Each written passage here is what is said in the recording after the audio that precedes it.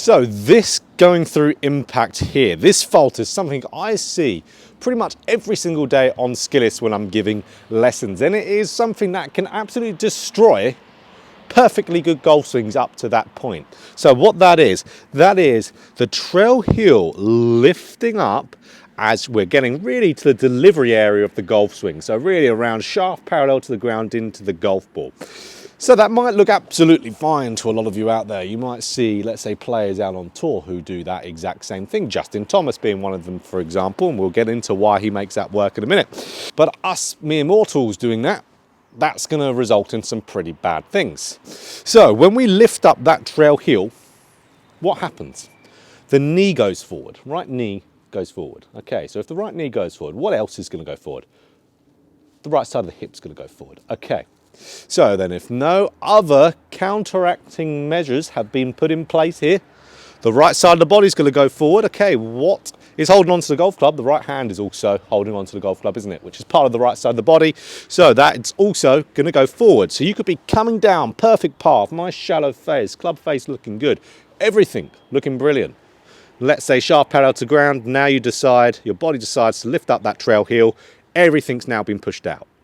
So that's where we see players shank the golf ball out of nowhere. We see that being one of the big things. This is where we see players having almost two club paths in their golf swing, looking great down here, maybe slightly into out, and then they deliver it out to in path going through the golf ball because they lift up that heel. Extremely, extremely common. Now, that can work. Let's say Justin Thomas, for example, absolutely makes it work. You have got to have a tremendous amount of trail side bend whilst turning to be able to make that work. Both of those together, trail side bend and having a lot of rotation, really, really, really difficult unless you do it naturally. I would never try to train that into someone's golf swing because, like we said, right side of the body going forward because of the trail heel lifting, that makes the club go out in front of us. So if I trail side bend a lot, you can see how now that club is now on path. And if somehow I can turn whilst doing it, I can make that work. If I can't turn for doing it, my club's going out towards the right field and I'm going to have a big old flipperoo going for it. So Justin Thomas can make that work. But just because you see Justin Thomas do it doesn't mean you should too. You've got to understand how these tour players make those little individual things work. Not just say Justin Thomas does it, I'll be fine. You won't be fine. Trust me, you will not be fine if you do it. So what we want to do, okay, if we've been doing some great work getting up to this position here around mid, 3/4 of the way to downswing, I might see players do it early in their downswing, but for this example, shaft parallel to the ground, I want to keep that heel down because that's going to keep the right side of my body in a good place. I can still get that left side to open up, and there we go. Now I've presented some good angles through the shot. Path's the same, sweet spot control's the same, delivering all those good things. So, okay, we won't be just shanking it out of nowhere from there. So this can happen for players from trying to push off their right side too early. Can absolutely happen. Pushing off as let's say they're trying to get some more power by pushing off the wrong side. You want to push off the left side, not the right. Can certainly be from there. It could be from players, again, doing the wrong side in respect to a movement, and that'll be clearing the hips. A lot of players try to clear the hips by pushing their right hip forward. That is not the point of that. You want to get the left side going back. Keeps the right side at bay and gives you a bigger, deeper hip turn.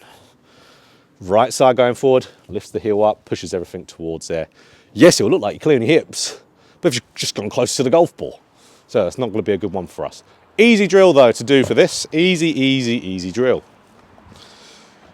Again, easy in concept, hard in practice, golf as we know. So, okay, grab a wedge, put the wedge underneath the foot. This is going to be interesting with how icy the ground is. So I might slip all over the place doing that. It'll be a good funny one for YouTube. So here we go. Club underneath the foot. It's very self-explanatory this. If I let's say, lift up my left or right heel, sorry. If I lift that up early, what's going to happen? Club's going to go towards the ground. It's going to drop. So what I want to do, of course, I want to keep this underneath my heel all the way until post-impact. So, okay, let's give one a go. Let's see if I slip over there. So I want to let this go from underneath my right heel after impact.